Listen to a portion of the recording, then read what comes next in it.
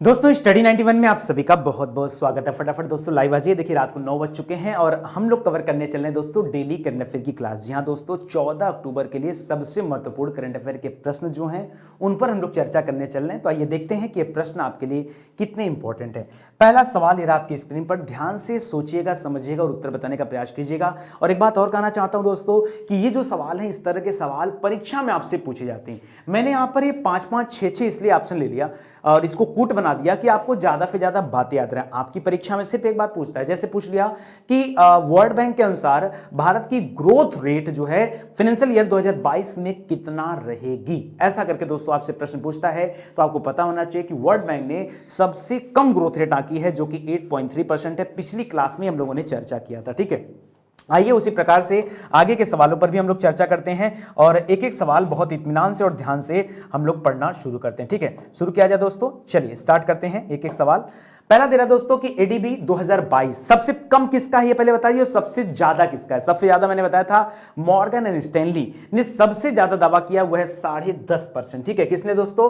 Morgan Stanley ने सबसे ज्यादा दावा किया। तो यानी यहां पर आपका जो सही उत्तर होगा वो क्या बनेगा दोस्तों? वो बनेगा दोस्तों ऑप्शन नंबर सी हो जाएगा। और इसके बाद दोस्तों वर्ल्ड बैंक ने सबसे कम दावा किया है, वो है 8.3% का, तो वो यहां पे आ जाएगा। ठीक है, इसके अलावा दोस्तों एडीबी यानी एशियन डेवलपमेंट बैंक की बात करें तो एशियन डेवलपमेंट बैंक ने कहा था कि भारत की ग्रोथ रेट होगी 10% तक। ओईसीडी ने बताया था 9.7% तक। इसके बाद एसएंडपी ने बताया था 9.5% तक। मॉर्गन स्टैनली ने मैंने आपको बता ही दिया। इसके बाद दोस्तों वर्ल्ड बैंक ने बताई दिया आपको 8.3% और फिच रेटिंग जो है दोस्तों ये 8.7% की ग्रोथ रेट के बारे में दोस्तों इन्होंने दावा किया। तो एक बार मैच कराइए, आपका क्या हो जाएगा दोस्तों? यहां पे बनेगा दोस्तों पहला हो जाएगा ई, दूसरा हो जाएगा एफ, तीसरा हो जाएगा दोस्तों बी, चौथा वाला हो जाएगा सी, पांचवां वर्ल्ड बैंक का आ जाएगा ए और लास्ट का हो जाएगा डी। यानी E F B C A D ये क्या हो जाएगा दोस्तों? ये आपका सही उत्तर हो जाएगा। देखिए देखिएगा दोस्तों, ऐसे ही प्रश्न परीक्षा में पूछे जाते हैं। मैं दावा कर रहा हूं कि अगर आपको स्टडी 91 पे भरोसा है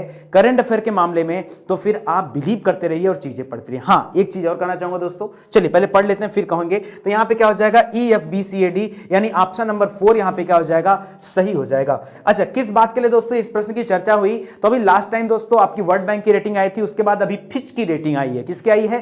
फिच की। और फिच ने भी जो दावा किया दोस्तों वो वर्ल्ड बैंक के इर्द गिर्द ही दावा किया है। 8.3% का जीडीपी ग्रोथ रेट ये वर्ल्ड बैंक ने बताया था, जबकि फिच के अनुसार यह है 8.7%। ठीक है, आगे लिख रहा देखो दोस्तों कि फिच रेटिंग ने चालू वित्त वर्ष के लिए भारत के आर्थिक विकास का अनुमान घटा करके कितना कर दिया है? 8.7%। हां, इसके बाद 2023 के लिए जो अनुमान लगाया है वहां पे कुछ अच्छा बोला है, वहां बोला है कि वो 10% का रहेगा, लेकिन वो 2023 के लिए रहेगा, इसके लिए नहीं। ठीक है, तो ये दोनों बातें आप याद रखिएगा, ये दोनों आपका सही हो जाएगा। आइए हम लोग अर्थव्यवस्था से संबंधित कुछ अच्छे सवाल हैं उनको भी हम लोग पढ़ लेते हैं। ठीक है, पहला तो ये हो गया फिच वाला। दूसरा है सरकारी स्वामित्व वाली राष्ट्रीय एयरलाइन कंपनी जिसका नाम है इंडियन एयरलाइन। ठीक है, इसकी 100% हिस्सेदारी दोस्तों ये किसने खरीदा? तो पहले भी ये टाटा समूह के हिस्से में था और फिर से एक बार टाटा ग्रुप ने इसे परचेज कर लिया है। यानी इस कंपनी की पूरी हिस्सेदारी जो एयर इंडिया थी ये अब बिक चुकी है, ये अब किसके अधीन आ चुकी है? ये टाटा ग्रुप्स के पास आ चुकी है। ये भी आप ध्यान रखेंगे। ठीक है, करा बैंक ने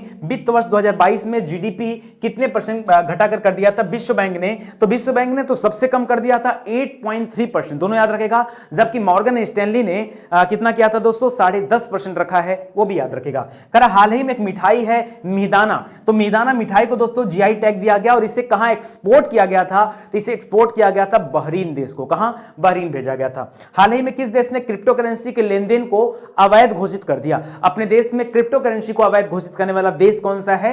वह देश है चीन। और किसने बिटकॉइन जो कि एक तरह की क्रिप्टो करेंसी है उसको अपना राष्ट्रीय मुद्रा घोषित किया? तो उस देश का नाम है अल सल्वाडोर। और क्रिप्टो करेंसी अपनाने के मामले में दुनिया में नंबर 1 पे कौन स्थान है? तो वियतनाम देश है और भारत नंबर 2 पर है। यह भी आप याद रखेगा। ठीक है, और भारत में क्रिप्टो करेंसी के प्रति लोगों को जागरूकता फैलाने के लिए दोस्तों अभी किसको ब्रांड एम्बेसडर बनाया गया है? तो याद रखेगा अमिताभ बच्चन को।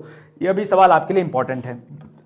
अंतरराष्ट्रीय स्टार्टअप व्यापक रैंकिंग के अनुसार दुनिया के सर्वश्रेष्ठ स्टार्टअप केंद्रों में किसे शामिल किया गया है? तो हमारे 3 महानगर जो हैं उनको शामिल किया गया। वैसे महानगर 4 हैं, लेकिन कोलकाता को छोड़ दीजिए, बाकी के जो 3 हैं यानी दिल्ली, मुंबई और बेंगलुरु, इनको अभी शामिल किया गया। किसमें? याद रखिएगा, सर्वश्रेष्ठ स्टार्टअप केंद्रों में। ठीक है, मॉर्गन स्टैनली ने कितना बताया था? सबसे ज्यादा भाई इन्होंने बताया था 10.5% का ग्रोथ रेट आंका है, यह भी याद रखिएगा। भारत का पहला यूरो ग्रीन बॉन्ड, देखिए भारत में अब तक जितने बॉन्ड जारी किए गए थे वो भारतीय मुद्रा में जारी किए गए थे, लेकिन पहली बार यूरो मुद्रा जो कि यूरोपियन करेंसी है, ठीक है, उसमें जारी किया गया। और यह पहला ग्रीन बॉन्ड ये पावर फाइनेंस कॉर्पोरेशन लिमिटेड के द्वारा जारी किया गया। पावर फाइनेंस कॉर्पोरेशन लिमिटेड के द्वारा दोस्तों इसे जारी किया गया।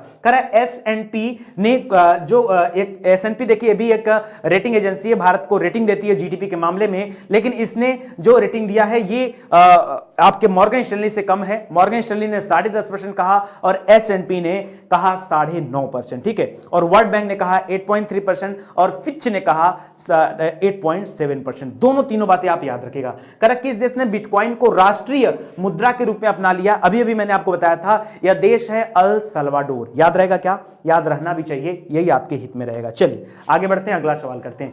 हाल ही में 10 अक्टूबर को कौन सा दिवस मनाया जाता है? आपके सामने ऑप्शन है, विश्व डाक दिवस मनाया जाता है, विश्व प्रवासी पक्षी दिवस मनाया जाता है, या एक और दो दोनों, या फिर राष्ट्रीय डाक दिवस मनाया जाता है। जल्दी से सोचिए, समझिए, इसका जवाब दीजिए, फटाफट दीजिए जवाब कि 10 अक्टूबर को हर साल कौन सा दिवस मनाया जाता है? 10 अक्टूबर को। याद रखिएगा दोस्तों, यहां पर जो ये दोनों ऑप्शन है दोस्तों, याद रखिएगा, यह 9 अक्टूबर को मनाया जाता है, न कि 10 अक्टूबर को। ठीक है, इसलिए अगर आपका दिमाग ऑप्शन नंबर 3 पे जा रहा है तो यह सवाल क्या हो जाएगा? गलत हो जाएगा, यह उत्तर गलत हो जाएगा। और यहां पर क्या होगा? राष्ट्रीय डाक दिवस, याद रखिएगा, यह मनाया जाता है 10 अक्टूबर को। राष्ट्रीय डाक दिवस कब मनाया जाता है दोस्तों?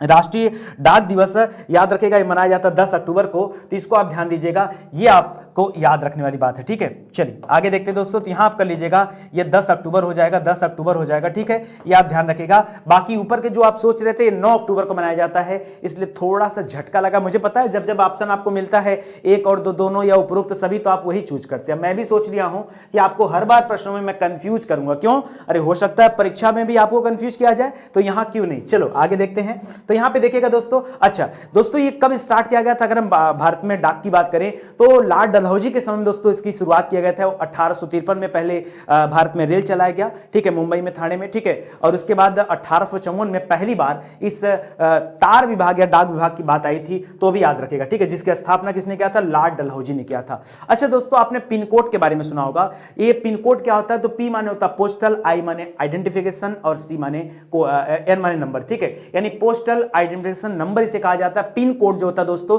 ये 6 डिजिट का एक नंबर होता है और इसकी शुरुआत भारत में 1972 15 अगस्त से दोस्तों स्टार्ट किया गया। ठीक है, ये भी आप याद रखिएगा। और इसमें भारतीय डाक सचिव कौन है? तो विनीत पांडे। और मुख्यालय कहां पर दोस्तों? नई दिल्ली इसका मुख्यालय है। ये सारी चीजें आप चाहे तो पढ़ सकते हैं। आइए एक बार देखते हैं महत्वपूर्ण दिवस के बारे में। जैसे 1 अक्टूबर को दोस्तों विश्व शाकाहारी दिवस मनाया जाता है, और भी कई सारे दिवस हैं, वृद्धजन दिवस। ठीक है, इसके बाद 2 तारीख को राष्ट्रीय अहिंसा दिवस मनाया जाता है, अंतरराष्ट्रीय अहिंसा दिवस, विश्व शांति दिवस भी सीधी मनाया जाता है, और पशुधन दिवस भी याद रखेगा। ठीक है, पशुधन दिवस याद रखेगा।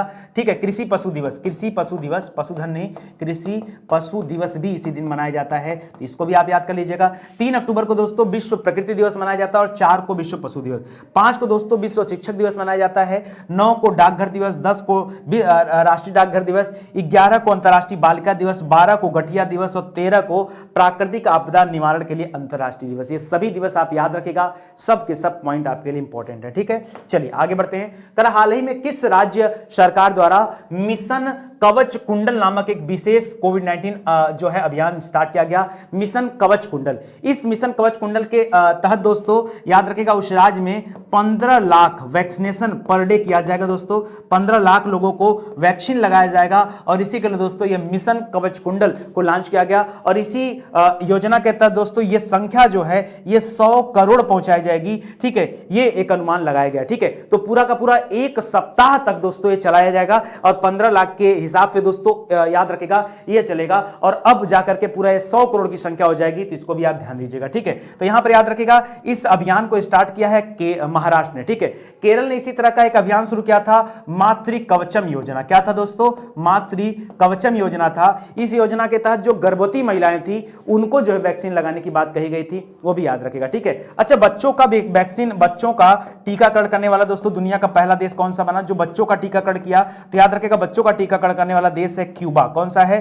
क्यूबा देश है दोस्तों, जिसने हाल ही में संयुग्मित वैक्सीन भी विकसित किया था। क्या विकसित किया था दोस्तों? याद रखेगा संयुग्मित वैक्सीन भी दोस्तों इसके द्वारा विकसित किया गया था, यह भी आप ध्यान देंगे। ठीक है, इसके अलावा अगर मैं पूछूं दोस्तों 100% टीकाकरण करने वाला गांव कौन सा था? ठीक है, गांव कौन सा था? तो बताइएगा दोस्तों बादीपोरा का बेयान गांव। क्या बताएंगे? बादीपोरा का बेयान गांव बताइएगा, ये आपका सही हो जाएगा। ठीक है, ये भी अच्छा सवाल है। 100% टीकाकरण करने वाला दोस्तों शहर कौन सा बना? तो याद रखेगा दोस्तों भुवनेश्वर शहर को बनाया गया। किसे? भुवनेश्वर, जो आपका उड़ीसा की राजधानी है, वो 100% टीकाकरण करने वाला शहर चुना गया था। ठीक है, और 100% टीकाकरण वाला राज्य कौन सा बना? तो याद रखेगा हिमाचल प्रदेश को चुना गया था, एचपी हिमाचल प्रदेश को।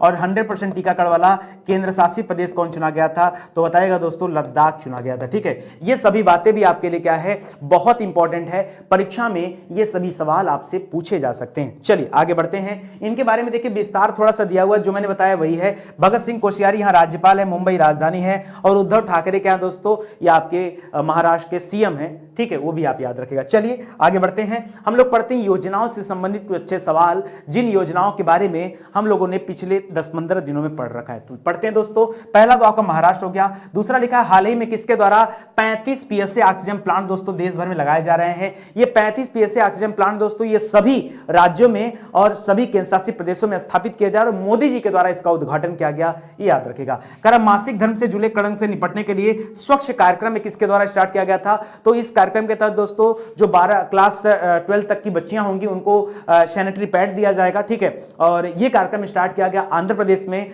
आंध्र प्रदेश के जो मुख्यमंत्री हैं जगन मोहन रेड्डी, उनके द्वारा इसे शुरू किया गया। ठीक है, कर हाल ही में कामधेनु दीपावली 2021 अभियान दोस्तों एक किसके द्वारा लॉन्च किया गया? इस अभियान के तहत दोस्तों याद रखेगा बहुत सारे गाय से बनाए जाने वाले 300 आइटम्स लॉन्च किए जाने हैं, जिसमें लक्ष्मी गणेश की मूर्तियां हैं और आपके दिए हैं, मोमबत्तियां हैं, अगरबत्तियां, ऐसे बहुत सारे प्रोडक्ट हैं जो गाय के पंचगव्य से तैयार किए जाते हैं। ठीक है, और इसका जो उद्घाटन किया गया, जो लॉन्चिंग किया गया, ये कामधेनु आयोग के जो पूर्व अध्यक्ष थे उनके द्वारा स्टार्ट किया गया। कर हाल ही में जल जीवन मिशन ऐप और राष्ट्रीय जल जीवन कोष ये किसके द्वारा दोस्तों लॉन्च किया गया? तो याद रखेगा ये कार्यक्रम भी मोदी जी के द्वारा ही लॉन्च किया गया। कर कायाकल्प और शहरी परिवर्तन के लिए अटल मिशन 2.0 और स्वच्छ भारत मिशन अर्बन 2.0 यह भी मोदी जी के द्वारा लॉन्च किया गया। हाल ही में किस मंत्रालय द्वारा स्केयर्ड पोर्टल लॉन्च किया गया? दोस्तों स्केयर्ड पोर्टल ये बुजुर्गों से संबंधित एक पोर्टल है, जिसे हमारे सामाजिक न्याय एवं अधिकारिता मंत्रालय की तरफ से शुरू किया गया। उस मंत्रालय के मंत्री डॉक्टर वीरेंद्र कुमार हैं, और अभी हाल में ही कुछ दिनों पहले एक एल्डर हेल्पलाइन नंबर भी लॉन्च किया गया था, वो था 14567। ठीक है,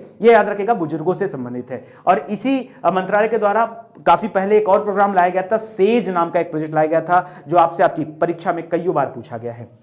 भारत में किसने अपने global computer science education programme के तहत एक योजना स्टार्ट किया है? तो अमेजन की योजना है, और 1 लाख बच्चों को शिक्षित किया जाएगा इस प्रोग्राम के तहत, ये यहां पर कहा गया है। ठीक है, तो ये सारी चीजें भी आप याद रखेगा। ठीक है, चलिए आगे बढ़ते हैं।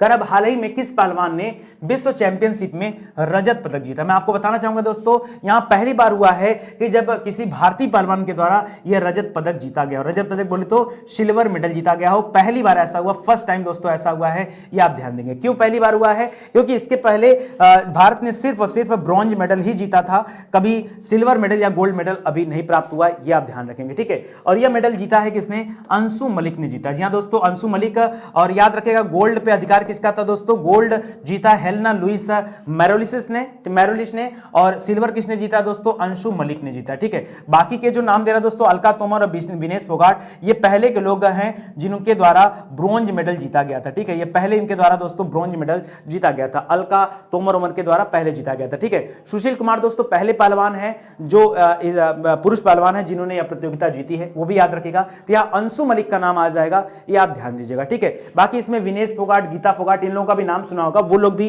इसी जो है प्रतियोगिता से संबंधित थी जिसमें उन्होंने ब्रॉन्ज मेडल जीता था, वो याद रखेगा। लिख रहा ना पहलवान सुशील कुमार अब तो बेचारे जेल में हैं, ठीक है। तो 2010 में इन्होंने विश्व चैंपियनशिप जीतने वाले भारत के एकमात्र पहलवान थे। और इसके पहले दोस्तों सरिता मोर हैं, ठीक है, ये भी इस बार जीती हैं। और विनेश फोगाट ये कांस्य पदक जीती थी, गीता फोगाट, बबीता फोगाट, अलका तोमर, ठीक है, ये सभी लोगों ने कांस्य पदक जीता था, ठीक है। तो इसको भी आप याद रखिएगा। आगे बढ़ते हैं दोस्तों, खेल से संबंधित जो अच्छे सवाल हैं एक बार उन पर भी परिचर्चा कर लिया जाए। पहला सवाल ये हो जाएगा। दूसरा लिखा, हाल ही में किन भारतीयों ने FIH अवार्ड जीता है। दोस्तों यहां पर FIH अवार्ड जो player of the year, FIH में याद रखेगा प्लेयर ऑफ द ईयर की बात कर रहा है। प्लेयर ऑफ द ईयर का अवार्ड दोस्तों किसने जीता है, तो याद रखेगा यह अवार्ड जीता है हरमनप्रीत सिंह पुरुष में, और गुरजीत कौर जो है ये हॉकी महिला टीम से संबंधित हैं, उनके द्वारा जीता गया, ठीक है। कर ISSF जूनियर विश्व चैंपियनशिप में पुरुषों की 50 मीटर की राइफल थ्रो पोजीशन स्पर्धा में किसने जो है भारत का नाम रोशन किया और एक वर्ल्ड रिकॉर्ड भी बनाया। इनका नाम है ऐश्वर्य प्रताप सिंह तोमर। क्या नाम है, ऐश्वर्य प्रताप सिंह तोमर। इन्होंने वर्ल्ड रिकॉर्ड भी बनाया इस बार, ठीक है। ऑस्ट्रेलियाई धरती पर टेस्ट में शतक लगाने वाली पहली भारतीय महिला कौन बनी, इनका नाम है स्मृति मंधाना। और इस बार भारत जो है ऑस्ट्रेलिया के साथ एक गुलाबी गेंद वाला डे नाइट मैच खेल रहा था। तो यही सवाल आपका ये भी हो जाएगा।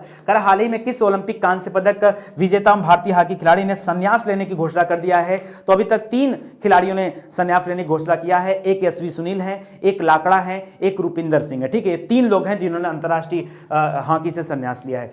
ICC का आगामी T20 विश्व कप दोस्तों कहां खेला जाएगा। यह वर्ल्ड कप जो ICC का होगा यह आपके दुबई में खेला जाएगा, ठीक है। और हाल ही में किस देश ने राइडर कप जीता है, तो अमेरिका ने दोस्तों हाल ही में क्या जीता है, राइडर कप जीता है। इसे भी आप याद कीजिएगा, ठीक है। ये सभी सवाल आपके लिए बहुत इंपॉर्टेंट देखिए जो हाल फिलहाल में घटे हैं। अगर हम लोग एक बार रिवाइज कर लेते हैं ना तो धीरे धीरे हमारा क्वेश्चन बैंक और ज्यादा अच्छा होता है, चीजें हम और बेहतर ढंग से याद कर पाते हैं, ठीक है। चलिए आगे बढ़ते हैं, अगला सवाल करते हैं। हाल ही में विश्व स्वास्थ्य संगठन के द्वारा किस वैक्सीन को मान्यता दिया गया, ठीक है। जो हमारा WHO दोस्तों, अभी WHO ने किस वैक्सीन को मान्यता दिया यह आपको बताना है। डेंगू वैक्सीन को दिया गया, मलेरिया वैक्सीन को, टाइफाइड को, या फिर इंद्रधनुष वैक्सीन को, ठीक है। तो याद रखिएगा दोस्तों यहां पर आपका राइट आंसर हो जाएगा मलेरिया वैक्सीन। जी हां दोस्तों, अभी WHO ने मलेरिया से संबंधित वैक्सीन को क्या दिया है, अपनी मान्यता दिया है। यह भी आप याद रखिएगा, ठीक है। अभी कुछ दिनों पहले WHO के द्वारा सिनोवैक वैक्सीन को मान्यता दिया गया था, ठीक है। सिनोवैक क्या दोस्तों, सिनोवैक याद रखिएगा ये कोविड-19 से संबंधित वैक्सीन है, ठीक है। और किस देश के द्वारा यह बनाया गया दोस्तों, तो चीन के द्वारा बनाया गया है, जिसे WHO द्वारा मान्यता दिया गया, ठीक है। तो मलेरिया वैक्सीन है जिसको अभी मान्यता मिला है, यह भी आप याद रखिएगा। एक बात और करना चाहूंगा दोस्तों, आप सभी को पता है कि दशहरा स्टार्ट हो चुका है और मैं आप सभी को सबसे पहले धन्यवाद देना चाहूंगा और हार्दिक स्वागत और अभिनंदन करना चाहूंगा। हालांकि आप मेरे सामने तो नहीं हैं, लेकिन फिर भी माँ दुर्गा से मैं कामना करूंगा कि इस बार आपने जो सोचा है, जिस भी एग्जाम की आप तैयारी कर रहे हैं, उस एग्जाम में आपका सिलेक्शन जरूर हो जाए, ठीक है।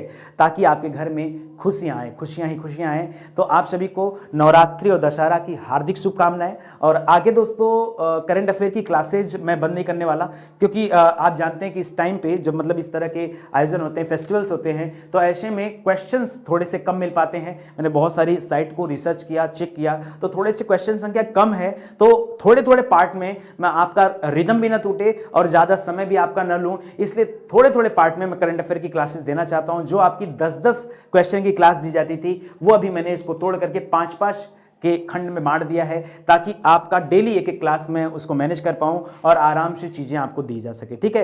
तो बिल्कुल घबराने परेशानी होने की जरूरत नहीं है, या आपके लिए ऐसा निर्णय लिया गया, तो ये आप पढ़िएगा ध्यान से, ठीक है। चलिए यहां पर देखिए, भारत में प्रथम या विश्व में प्रथम जो बातें एक बार उनको भी पढ़ लेते हैं। तो पहली बार दोस्तों अभी से लॉन्च किया गया मलेरिया वैक्सीन को। कह रहा है भारत का पहला मछली बाजार ऐप जो फिश वाली उसका नाम है, ये अभी कहां लॉन्च किया गया दोस्तों, इसको असम में लॉन्च किया गया था, ठीक है। कह रहा हाल ही में दालचीनी की संगठित खेती शुरू करने वाला पहला राज्य कौन सा बना। दालचीनी का अभी तक तो दोस्तों आयात किया जाता था श्रीलंका और जो हमारे पड़ोसी देश हैं उनसे, बट याद रखेगा यह खेती अभी स्टार्ट किया गया हिमाचल प्रदेश में, ठीक है। कर हाल ही में भारत के पहले खेल मध्यस्थता केंद्र का उद्घाटन किसने किया, तो याद रखेगा किरण रिजिजू, जो पूर्व में खेल मंत्री थे, उनके द्वारा इसका उद्घाटन किया गया। हाल ही में कहां पर दुनिया के सबसे ऊंचे ईवी चार्जिंग स्टेशन का उद्घाटन किया गया दोस्तों, काजा गांव में किया गया, जो कि लद्दाख में है। द हिमालयन फिल्म फेस्टिवल 2021 का पहला संस्करण ये कहां पे आयोजित किया जा रहा है, तो इसका उसका पहला संस्करण आपके लेह लद्दाख में आयोजित किया जाएगा, ये आप ध्यान देंगे। हाल ही में अफ्रीका और रूस में स्थित 2 चोटियों को फतह करने वाली सबसे तेज भारतीय कौन बनी? तो याद रखिएगा इनका नाम है एसवी सरस्वती। क्या नाम है? गीता समोता। एसवी सरस्वती नहीं, गीता समोता, ठीक है, याद रखिएगा। एसवी सरस्वती और दूसरा नाम है, ठीक है। उनको हाल ही में अंतर्राष्ट्रीय नर्स पुरस्कार भी दिया गया था, वो भी आप याद रखेंगे, ठीक है। हाल ही में software technology park of India की स्थापना कहां पे किया गया? ये सॉफ्टवेयर टेक्नोलॉजी पार्क आपके नागालैंड में बनाया जा रहा है। इसी तरह से इलेक्ट्रॉनिक पार्क आपके उत्तर प्रदेश में बनाया जा रहा है। चाय पार्क आपका जो है असम में बनाया जा रहा है, और सोलर पार्क दोस्तों जो है ये आपके गुजरात में कच्छ के रण में बनाया जा रहा है। भारत का पहला कार्बन कैप्चर प्लांट ये किसने चालू किया दोस्तों, और कहां स्थापित किया गया है? तो जमशेदपुर, टाटा का नाम सुना होगा, वहां पे टाटा स्टील फैक्ट्री में दोस्तों इसे स्टार्ट किया गया है। किस राज्य के राष्ट्रीय राजमार्ग पर भारत की पहली आपातकालीन लैंडिंग सुविधा का उद्घाटन किया गया? दोस्तों ये राजस्थान में स्टार्ट किया गया। हाल ही में किस देश में हवा से कार्बन लेने वाला दुनिया का सबसे बड़ा प्लांट बनाया गया? तो यह प्लांट बनाया गया आइसलैंड में। कहां पे? आइसलैंड बनाया गया, तो इसे भी आप याद रखिएगा, ठीक है। इसी के साथ दोस्तों आज का सेशन समाप्त होता है। मिलते हैं अगले लेक्चर में, तब तक के लिए धन्यवाद। जय हिंद, जय Bharat. Thank you so much.